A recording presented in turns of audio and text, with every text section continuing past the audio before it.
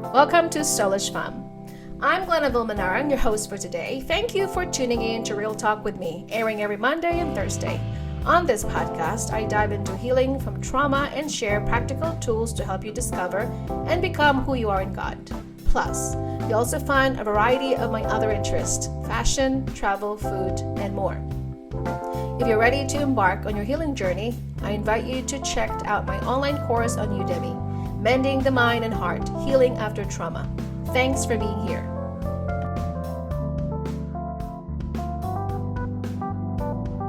Hi everyone, welcome back to another podcast. My name is Glenaville Manarang. Welcome to soulishfemme. Real Talk with me. Today's episode number 64 is titled Transformation Through a Renewed Mind. You thought that changing your life is starting with, of course, many things that play a part: our environment, people that you hang out with, circle of friends, also the words that you say. As I have previously mentioned on my last podcast, to heal your feminine wounds, you need to also be careful of what you say. However, in this episode, I would like to talk about real transformation really start with our thinking. According to the Bible, do not be conformed to this world, but be transformed by the renewing of the mind. This is exactly where I got the idea from. Transformation is transformation of how you were thinking. Many of us grew up thinking with the same old pattern. This is the reason why many people grow up at the age of 70s and they still act like a toddler. Their mindset is very fragile ego. They have not developed an emotional intelligence because they don't know how to think logically. They don't know how to regulate their emotions, and they don't know how to become mature in the head. And that's why in Romans 12:3 it says, "For by the grace given me, I say to every one of you, do not think of yourself more highly than you ought, but rather think of yourself with sober judgment in accordance with the faith God has distributed to each one of you." Have you ever encountered someone who thinks highly of themselves because they're narcissistic? It's me, myself, and I. And you wonder to yourself, they are so egoistic on the inside. You thought that they have it all figured out. Their life is maybe wonderful. But if you are going to trigger them, if you're going to say something that will provoke them, you will know that it's just a masquerade. They're just dressing up something on the outside, but they have a fragile ego in the inside. They have not renewed their mind. A person who has a renewed mind or who have dealt with their past wounds are not going to be easily offended or easily triggered by the things that you say, whether or not it is intentional or unintentional.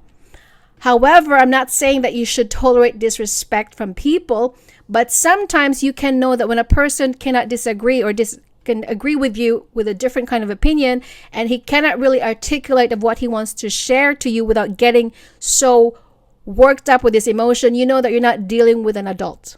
That's why in Philippians 2:5 it says, in your relationships with one another, have the same mindset as Christ, who being in very nature God, did not consider equality with God something to be used to his advantage.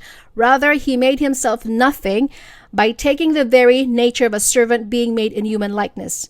So there is a distinction. If you have the Spirit of God in you, you want to do what? The same mindset, the same spirit. You are like-minded with the same people who loves to have peace, and you do not want to create conflict, division, and drama. On the other hand, people who have not yet renewed in their mind because they are still what? Depraved. The Bible called them depraved mind. Their conscience has been seared. They don't know the difference between right and wrong. They are foolish. People who does not have the Spirit of God, no common sense. They're irrational. You cannot argue with this kind of people because they have not renewed the mind. Have you not encounter with someone like this? Because I have many times before. You encounter with the same individual, they have the same pattern. If you say something that does not align with their idea of truth, because these people usually they don't know the truth, they have a false ideology of what truth is because their truth is haphazardly, it's not full truth. If you somehow question that, they will become triggered. They will call you as the difficult one, and they will label you as the person that has a problem, because unfortunately, for many people who does not have the same mindset as you, they think that you are the problem, that you're going to make them grow up. And you are mirroring their patterns of childish behavior that they have not yet developed. Because unfortunately, as a young adult, we were not told how to develop emotional intelligence. We went to school to recite the alphabet. We went to school to memorize 2 times 2 and 5 times 5, 25. We were taught about history, but we were never told how to regulate and how to communicate without blowing up. That's why it takes a lot of practice and self-awareness, that when you want to be in the level of a person, you must be level-headed with them. It's a lot easier to communicate with someone who has the same mindset as you. It's a lot easier for you to have this mutual understanding because you're on the same page. On another hand, when you try to make the person understand you, and he is actually trying to provoke you just to be divisive, it is very difficult. And eventually, that will turn out into a conflict. And we are told in the Bible, in Timothy, that says, avoid conflict at any cost. Avoid anything that will cause into a strife, that it's going to altercation, is going to come forth because another individual is going to provoke you, try to trip you off, and push your buttons. This is how narcissistic individuals like to do. They watch your pattern. They know exactly who you are too. And if you want to flip that switch on the head and you're going to do the same thing to them, that instead of overreacting to the same tactics and you have known the pattern, then you have the ability to say, I am not going to be bothered by your tactics because I've seen it before. I know it takes a lot of practice and self-awareness again to realize that you have seen this kind of game before. And you have played this game many times before. And if you have actually controlled your triggers, because you know exactly the kind of triggers that they will trigger you, such as gaslighting, bring up your past, humiliating you, and saying something that will provoke you, this is what their tactic is. So instead of reacting to their so-called disrespect, you are no longer going to be budged, because that's exactly where boundaries is. So transformation of the mind is what you call knowing what you tolerate and what you do not tolerate. Beforehand, you don't know what your boundaries are. You just allow people push you over. You just allow people to say whatever they want to say. And before, you like to argue. You like to make your point across. You like to give them your point of view. But did you know that if you keep on explaining the same nonsense to toxic individual, they are unwilling to listen? They don't have the ability to empathize nor sympathize with you. That is the last on their book. Individuals who have not renewed their mind, they're most likely going to tune you out because they have actually already made up their mind that their idea is it's the end of it all. They don't care of understanding you. They don't care about empathizing of how you feel, of what really is coming out of your heart. Their jargon or their built-in system, it only wants to do one thing, is to test you and to make you off the loop and make you call crazy every time you are going to respond to their disrespect. And the moment you are not renewed in your mind and you become trapped, so they are like the devil who's gonna trap you. That's why these toxic people like to trap you, to provoke you, because that's a bait. They want to bait you. So if you have not renewed your mind and you're constantly being baited by their offensive or their comment, their side comment, their whatever they look at you or whatever they condescending, perhaps they're very judgmental, criticism, if they are somehow are able to push you and react to that kind of disrespect and you react, they have baited you already. And for them, that is more than just an adrenaline rush. They feel good because toxic people, as said, lack of sympathy. They lack of self-awareness. So whenever they provoke you and you responded to their disrespect, they actually laughing on the inside, because deep down in their heart it says, I already got her again.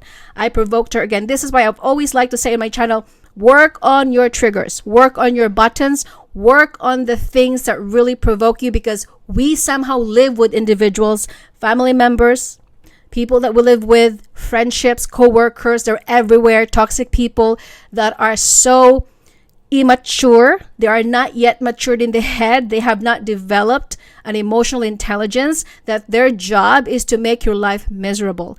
This is what we are here for. Even in the Bible, Jesus had to deal with toxic people. There was a scenario in the Bible when Jesus, you probably heard this story many times ago, that the woman who was caught in adultery was dragged in front of his face when he was in the middle of teaching in the synagogue, and the bunch of men that dragged this woman that was so-called caught in the adultery act. The bunch of men who said to Jesus, according to the law of Moses, we should stone her to death because she's caught in adultery. But I always like to say, where's the other person? Where's the man? Because it takes two people to be involved in sexual immorality. So where's the man? But there was no man. So instead of Jesus stooping down to their level, he actually ignored them the first time and he wrote down on the ground. This is a classic story of dealing with toxic individual, narcissistic, because they come in groups. They're like a mob mentality. They cannot function by themselves. Mob people that are toxic individual, they have the same pattern. They are not going to go by individual because why? They are not powerful. People that are toxic in mindset, they cannot stand on their own ground because they have no individuality. They have not worked on themselves. They are powerless standing on their own because they have not yet developed an individual autonomy and choosing what's right from them. They cannot discern whether or not I should follow this path because people that actually have not developed, they're being swayed by majority. That's why many people go with majority and they have not questioned whether they should follow it, whether these people are actually reliable, or these people are mature enough to follow the footsteps that they're trying to navigate. But because we live in a world that we are just being told that just because majority people are going to the right, it doesn't mean it's right, or just because many people going to the left without questioning, then this is why we fall into the trap of following the wrong people. And what happens to Jesus is that he functioned in emotional intelligence. He ignored them the first time. He pretended like he did not hear them, and he wrote something in the ground, and they could not stop asking him the same question. They would not leave him alone. And so the same people in our lives, a toxic individual, if you are not emotionally regulated, if you're not healing properly, you will be triggered over and over again with the same tactics because, as I said, toxic individual knows your pattern. They're like hyenas. They come in packs. They come in a group. They know exactly that you are the weak one because you are by yourself. You're alone. You're very vulnerable because no one is around you. Because when you are not yet developed emotionally and mentally strong enough, this is why many people are going to fall prey and they're going to snap. They're going to retaliate. They're going to say something back. And I used to be this way back when I was involved with another toxic relationship in my 20s. I had the same thing. This person would trigger me, would say something, and I would try to rebuttal and would say something back to him. And we would fight for 5 hours straight. And we were just going in circles. And then next thing you know, it's going to escalate into physical abuse. And at that point, there's really no point of trying to discuss with someone who is limited mindset. You cannot have discussions with people that have a pigeon mindset. You do not have any solution whatsoever. When you try to make yourself understandable for people who have a 5th grade level understanding and you're in the 11th grade understanding, it is impossible. How can you possibly try to make yourself be understandable to a person who is a close-minded, who is incapable of listening, who doesn't want to listen to understand you? At that point, you just have to stop. So in order for you to renew your mind, you must have silence. Silence is golden in front of a fool. You cannot give him a 500 essays and 5 points and says, this is what I think you should do. And this is what I think that is going on with you. You cannot correct people that are foolish. As I said before in my podcast, people who are unwilling to be corrected because they're foolish enough to think that they're doing is actually right, even though it's wrong, you cannot correct them. You cannot help people that are idiots. For the lack of better word, I cannot find the right word for idiots, but it is an idiot. It is idiocy. It is very idiotic for you to make yourself be very frustrated by trying so hard to get out of your way to make yourself known to this person that what you're saying is wrong and this is exactly what I think. Of course, there's a time to make yourself understandable. This is why sometimes when I have disagreement with people, I rather want to text you because you can read it word for word. Because sometimes when you talk to people who are dysfunctional and you are mentally immature, they're just going to go in circles. They're just going to talk over you. They're not going to listen. They're just going to shut you off. They're not going to be able to reciprocate with what you say because they're just unwilling to do so because they're talking to a childish. So this is important that for the weapons of our warfare are not of the flesh, but have divine power to destroy strongholds. We destroy arguments and every lofty opinion raised against the knowledge of God, that take every thought captive to obey Christ. 2 Corinthians 10:45. So our warfare are actually a stronghold in our minds. These are what you call an old belief pattern. These are been embedded in your psyche. Many of us think the same thoughts over and over again because it is coming from our old childhood wounds. Our parents probably thought the same way. They speak the same way to us. They probably are doing the same thing and they don't know that they're doing the same thing, which is insanity according to Albert Einstein. And you need to change your thoughts and change your world according to Norman Vincent Peale. For you to change your world, it has to come with your thoughts. How do you change your world without changing your thoughts? It's not about the physical. You can relocate to Alaska, Nebraska, or move across the world. If you are not changing your habits that are the patterns that are destructive for you, if you're not changing in how you view yourself and how you think about yourself and how you not tolerate disrespect from people, you're still going to have the same problem because people are going to be there. So instead of changing your location because you think maybe it's the location is the problem, although environment do matters, and as I always like to say, moral companies corrupt evil company corrupts good morals. It is important, but needless to say, if you cannot afford to relocate, you got to change your thoughts. It is how you deal and respond with toxic people. It is how you remove yourself if you need be. You are not there to entertain people. You're not there to make people like you. It's not your job to make people love you. It's not your job to change people. If they cannot see your worth and value, it is not on you, it's on them. If they do not like you for 1 second and 1 iota, it's because maybe they are threatened by your growth and they're insecure about themselves, and it actually elevates their insecurity every time they come around you. It is not your job to fix them. It is not your job to convince them that you're likable, that you're very good. As long as you know your worth and value, and as long as you know what you offer to the table, that's all that matters. I used to be a people pleaser, like many of us. We like to give everybody the service. We want people to think that we're so good. I used to be this way too. Everybody was calling me. I would always show up, inviting me over. I would always be there, to a point where I had to run myself haggard, and I would be so frustrated. And many of us are frustrated and very irritated is because we're always saying yes to everybody. We cannot say no. We want to say no, but because we're people pleasers, we always like to say yes. So instead of declining and saying, I cannot commit because I'm overly booked, I have so many commitment already this month or maybe in the next month, but because we don't want to be perceived as a person that is not ready to get along, or we're antisocial, or we're not the most agreeable person in the room, but because we're constantly want to say yes to everybody because we don't want to be painted as this whatever. Maybe you're so stuck up that you can't even socialize. You have a choice to say no gracefully and say yes if you want to. So this is the problem, that many of us think that transforming your mind is also always relocating and changing locations, when in fact it starts with your mindset, it starts with your attitude, it's self-awareness.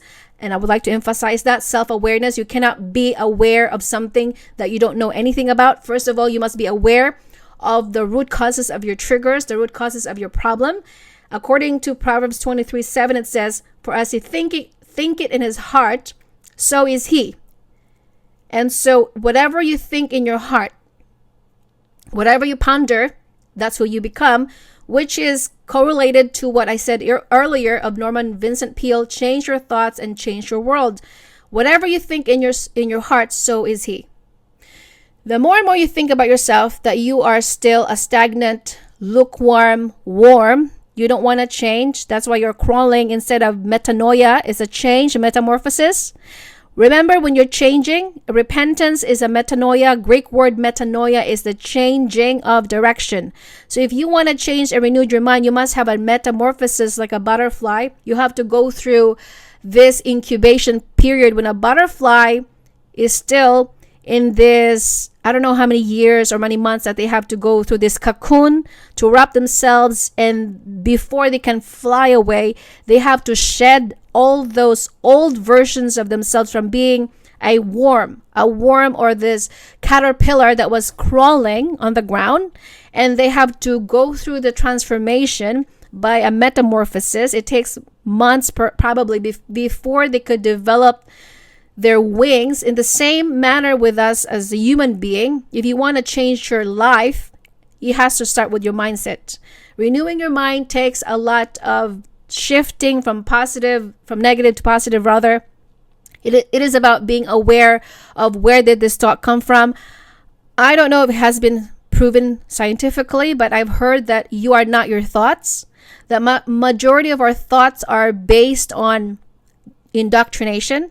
Majority of our thoughts and our beliefs are based on propaganda. Majority of our thoughts are based on the books that we read, the education system that we have been taught as a child. Majority of our thoughts that are stinking are based on the old patterns of our parents that we probably never questioned.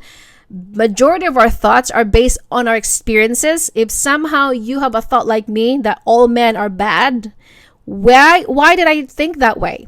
It's not that all men are bad. It's because I came from a broken home, that I have had this idea that just because my dad was a cheater and he was an irresponsible human being who did not support his family, therefore all men are bad. But that is actually not facts, because not all men are bad, not all men are responsible, not all men are going to cheat.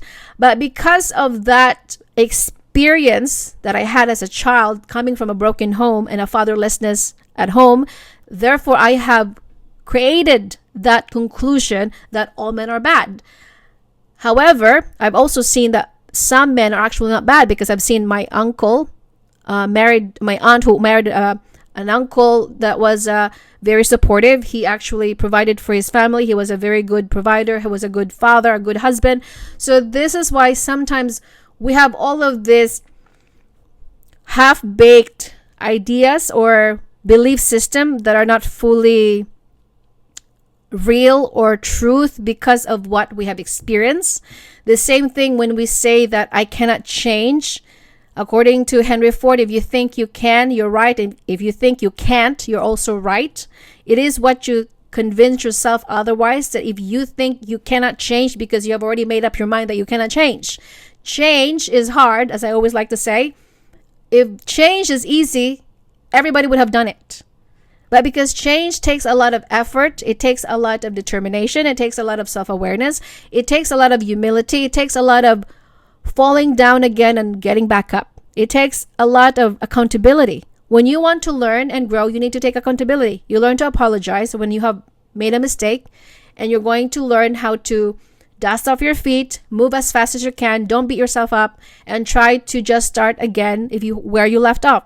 And this is what it's constantly going to do. Life is all about evolving and changing constantly, like the weather. You cannot just stay stagnant. If you are not growing previously, if how you deal with your circumstance and you're the same person, you are not matured yet. I have encountered people in my life, they're in their 70s, they're still acting like a toddler. They cannot communicate with you without getting snappy or without giving you a cold treatment or a silent treatment, especially with other toxic people that we have to live with.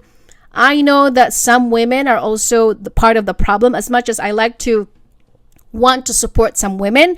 But you'll be surprised that the people that we have to struggle living with is either our mother, our aunts, our sisters, or mother-in-laws that we have to deal with. And it's true, because you know why there's so many also going on between women and women. There's always this cattiness. they're envious, they're insecure, and they're jealous of you. And this is exactly why we cannot really go down with that kind of level. If you want to create solution in your family, you cannot copy bad behavior. If women in your life are toxic, maybe your mother was toxic, she was dysfunctional, maybe your mother-in-law too is dysfunctional because of their wounds from the past, and that's not your job to heal them. It's not your job to carry their burdens with you. It's not your job to fix them. It is actually their job. But you must be the person who has to give them the right example. You cannot really be bogged down to their drama, to the old cycle pattern. It's not your job to baby them. It's not your job to cater them. And it's not your job as a human being to really just impose to them that you must change. You can only influence people based on your choices, based on your example and how you act and behave. And if they cannot still get that memo and they still not yet have the clarity and they don't understand what you're trying to do and they are threatened by your boundaries and they don't like what you're saying or doing, it's on them. It's not on you. As I said, either people want to level up with you or they don't. Either people want to go as a trajectory or the trajectory of your future to make them a better version of themselves, or they want to be stagnant. It's okay to let people be stuck to where they're at. It's okay that if people don't want to grow with you, that's fine. If they want to carry this bitterness until the day they die, it's up to them. It's not up to you. Your job and the only variable that you can control is yourself.